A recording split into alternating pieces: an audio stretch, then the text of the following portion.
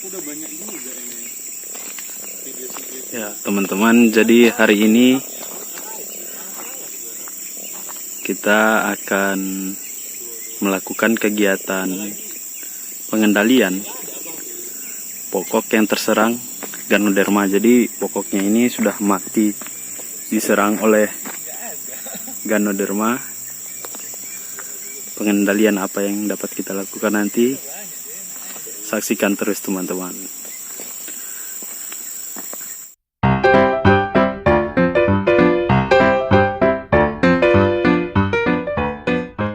Jadi teman-teman, seperti inilah dampak terparah dari serangan Ganoderma.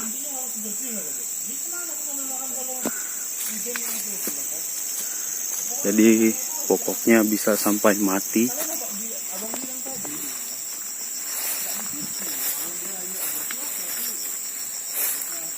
Nih, kita lihat contoh Ganodermanya.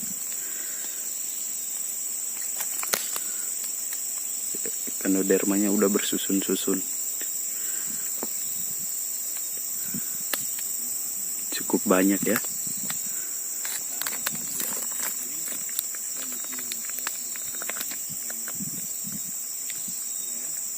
Untuk jenis Ganoderma dimasukkan kategori ada dua, yaitu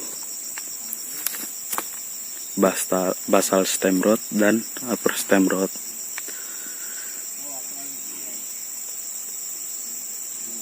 Untuk Ganoderma seperti ini biasanya proses penyebarannya itu melalui akar, dan juga penyebarannya bisa melalui sporanya yang berterbangan.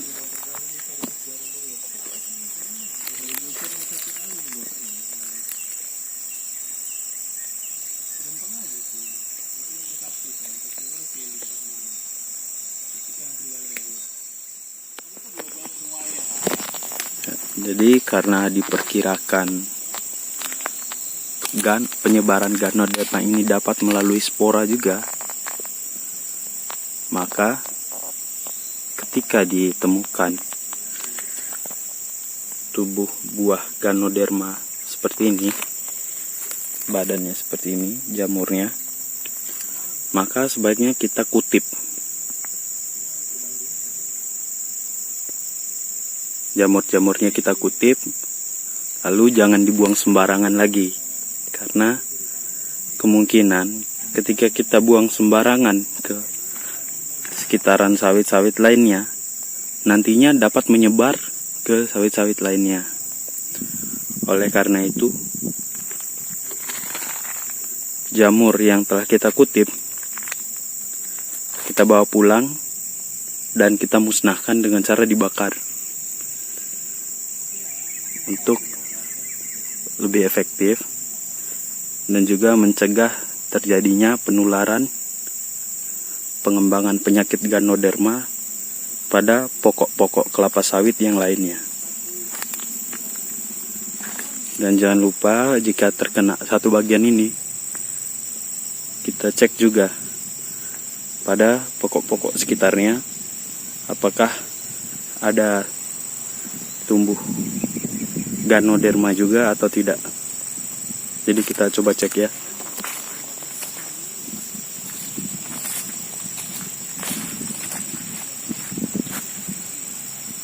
Pengecekan dilakukan secara menyeluruh ke semua bagian pokok kelapa sawit.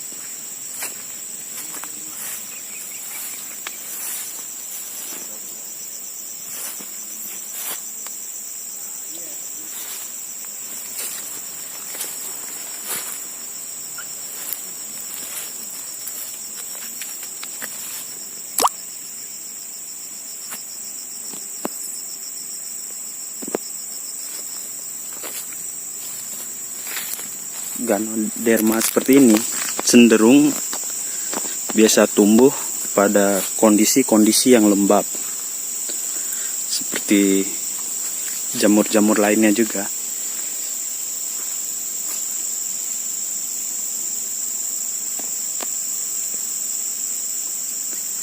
Kita lakukan pengecekan dengan cara mengelilinginya.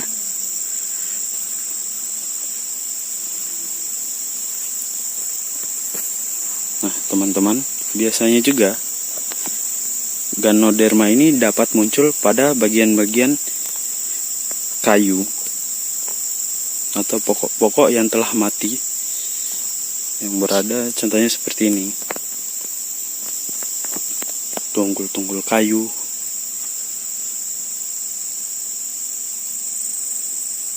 Namun pada kesempatan kali ini tidak kita temukan adanya Ganoderma yang tumbuh di tempat lain selain pokok kelapa sawit yang tadi.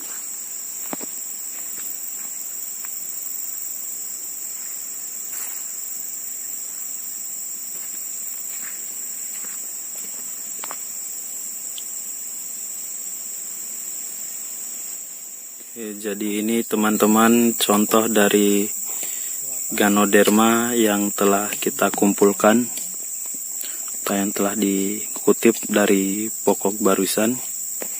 Sudah cukup banyak ya,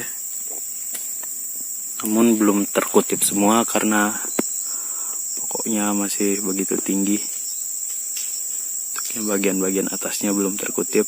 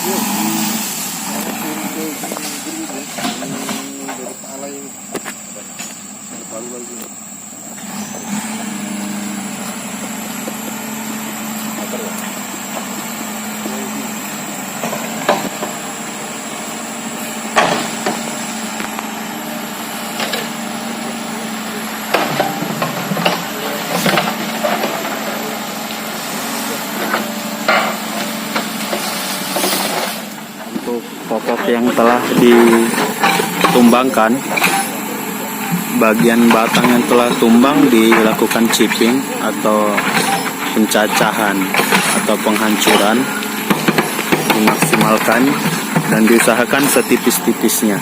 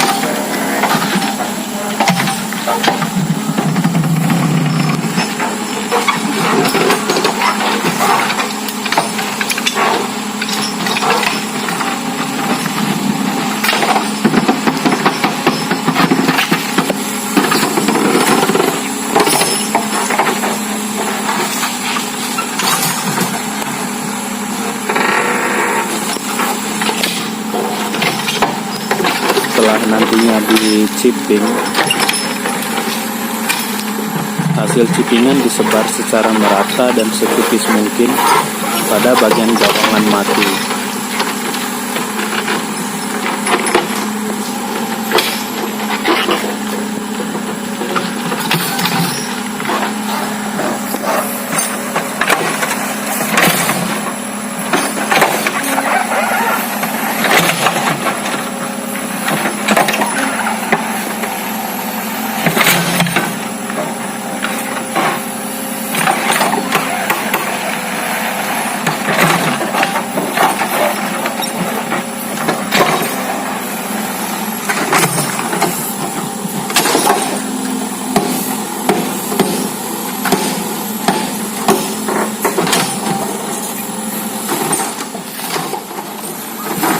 sawit ini memiliki serat-serat yang begitu kuat yang saling mengikat sehingga cukup susah juga untuk melakukan proses shippingnya.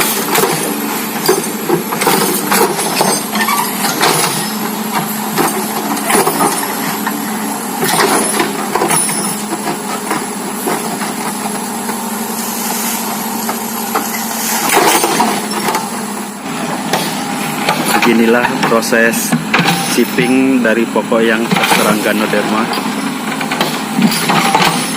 Proses pencacahan dan penghancuran. Jadi untuk penghancurannya ini kita usahakan sampai ke bagian akar-akarnya, sampai ke bawah-bawahnya, agar tidak terjadi lagi penularan penyakit Ganoderma melalui akar tanaman.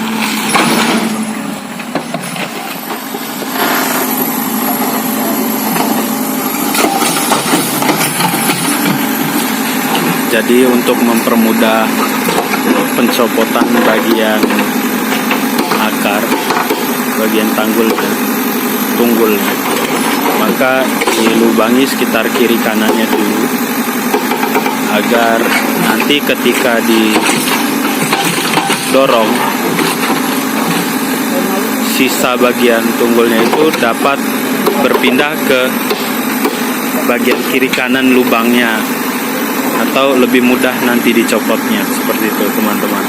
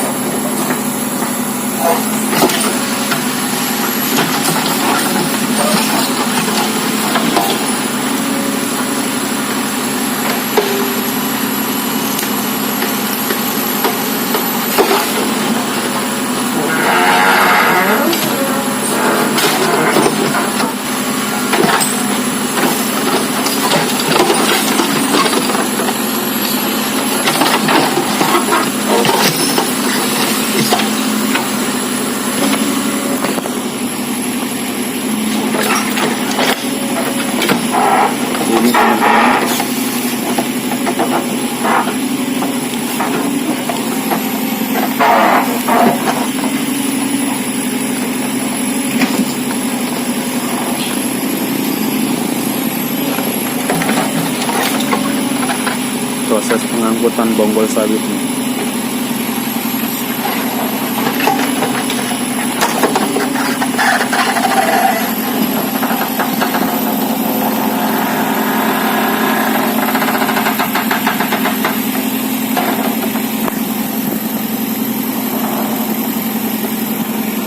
Sangat besar.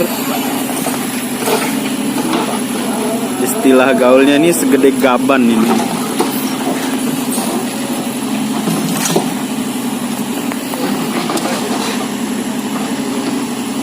Untuk bagian tunggulnya itu harus dilakukan chipping juga atau pencacahan. Jadi untuk bagian tunggulnya ini teman-teman dilakukan penchippingan atau proses pencacahan. Jadi dicacah sehancur-hancurnya, setipis mungkin.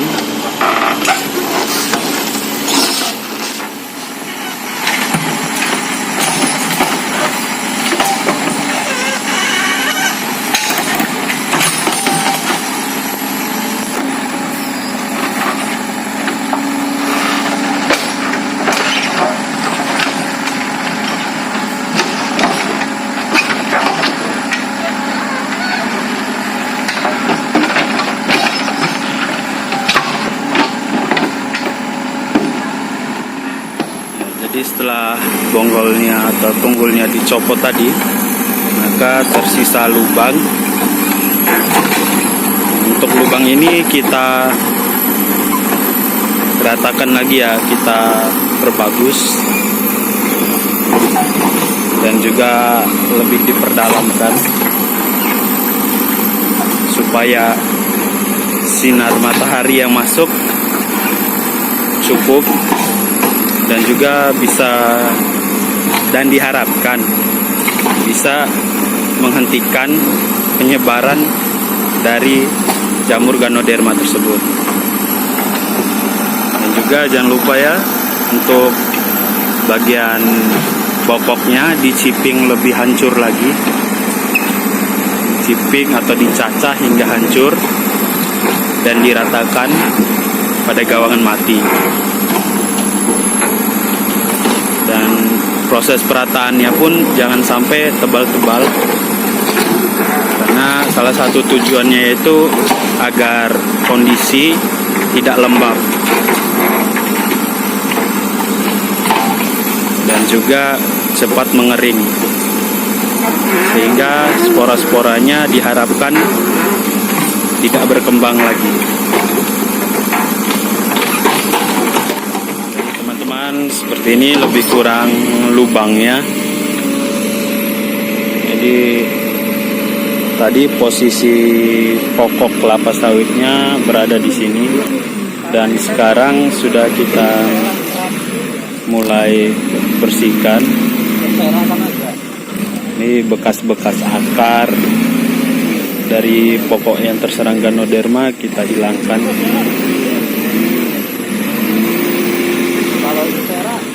Lumpur nanti jangan hujan.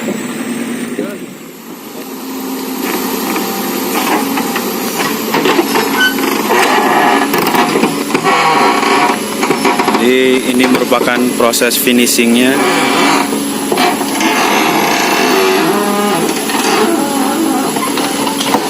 Proses terakhir, jadi setelah pokok ditumbang, kemudian pokok di-chipping. Setelah itu bagian tunggul atau bonggol dari pokok dicopot, dan setelah itu terakhirnya dibuatkan lubang pada bekas tempat pokok kelapa sawit tersebut tumbuh.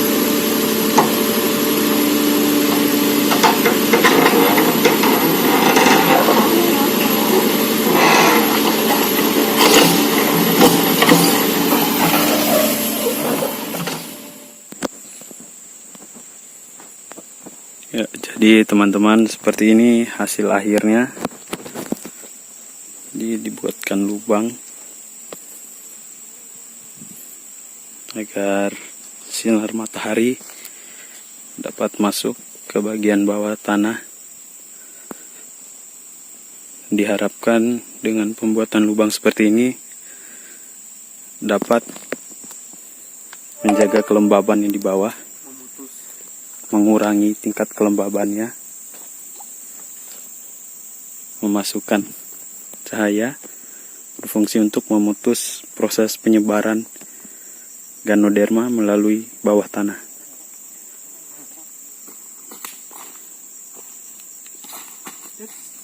Semoga videonya bermanfaat. Jangan lupa untuk di-share ke teman-teman lainnya, sehingga makin banyak yang mengerti tentang permasalahan-permasalahan yang ada di perkebunan kelapa sawit. Terima kasih.